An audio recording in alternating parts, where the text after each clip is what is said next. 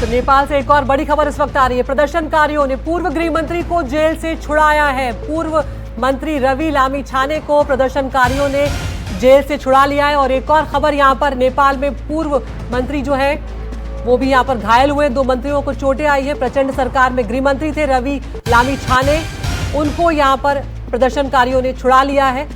तो यहाँ पर एक बड़ी खबर ये सामने आ रही है, प्रदर्शनकारियों ने पूर्व गृह मंत्री को जेल से छुड़ा लिया। अनंत अनुराग हमारे साथ लगातार बने हुए। अनंत, लामिछाने की पृष्ठभूमि बताइए और उनको छुड़ाने के पीछे क्या वजह यहाँ पर रही है? कुछ सहकारी के ठगी केस में रवि लामिछाने कुछ दिनों से जेल में थे और वो काठमांडू के नखू जेल में थे और प्रदर्शनकारी ने आज ही उनको जाके वहां से छुड़ा लाए हैं। और प्रशासन ने अन्य कैदियों को डिस्टर्ब ना हो इसलिए रवि लामिछाने को छोड़ दिया और रवि लामिछाने वहां से निकल पड़े हैं। लेकिन इस वक्त का ब्रेकिंग खबर ये है, प्रदर्शनकारी ने पूर्व प्रधानमंत्री और नेपाली कांग्रेस के सभापति शेरबहादुर देउवा और ओली सरकार में रहे परराष्ट्र मंत्री आरजू राणा देउवा को कूटपीट किया है और घायल कर दिया है। वो लोग अभी उन लोग का स्थिति अब जानकारी में नहीं है, लेकिन जिस तरह से फुटेज वगैरह आए हैं उन लोगों को बुरी तरीका से प्रदर्शनकारी युवाओं ने बुरी तरीका से पीटा है और उन लोगों को घायल बना दिया है। इसके साथ साथ ही ब्रेकिंग खबर हम लोग चला रहे हैं,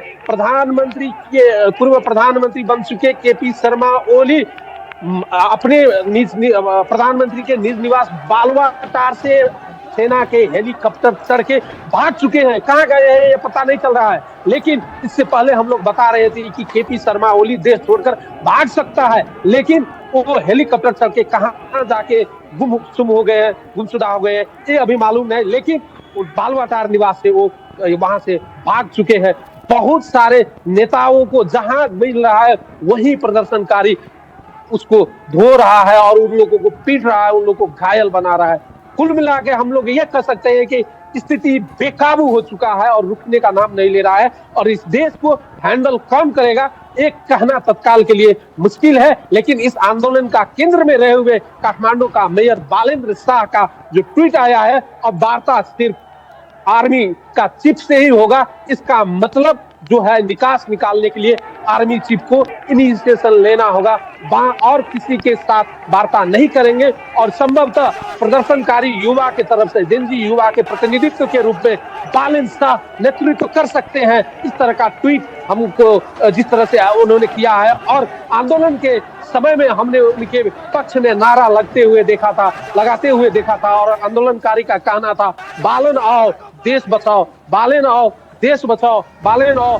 हमें बचाओ, इस तरह का नारा जो लगा रहे थे।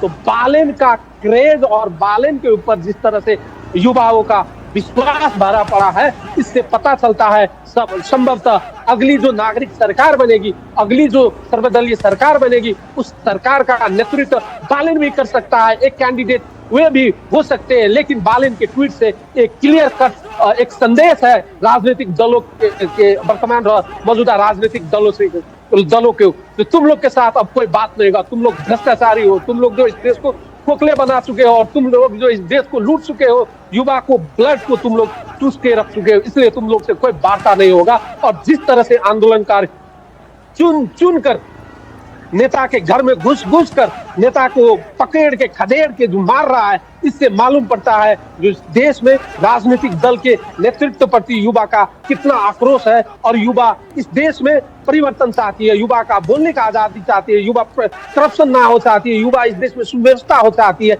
लेकिन इस देश का जो पुराने राजनीतिक दल है, ये लोग चप्पल पहन के काठमांडू आए थे, आज काठमांडू के आलिशान घर में रहते हैं, करोड़ों के गाड़ी चढ़ते हैं, उनके बेटा बेटी विदेश के बड़े बड़े यूनिवर्सिटी में पढ़ते हैं, लेकिन गरीब जनता गरीब का बेटा बेटी को यहाँ पे ना रोजगारी मिलता है, ना यहाँ पे पढ़ने की स्थिति है, ना यहाँ पे कुछ करने की स्थिति है। इस देश में 5 लाख प्रत्येक साल इस श्रम बाजार में युवा आते हैं, जिसमें से 1 लाख को सिर्फ इस देश में रोजगारी मिलता है, बाकी 4 लाख युवा को। तो यहाँ पर बेरोजगारी और भ्रष्टाचार वो सबसे बड़ा मुद्दा रहा अनंत, जिसने युवाओं के गुस्से में इतना उबाल ला दिया। किस तरह से अब पूरा नेपाल जो है वो जलता हुआ नजर आ रहा है।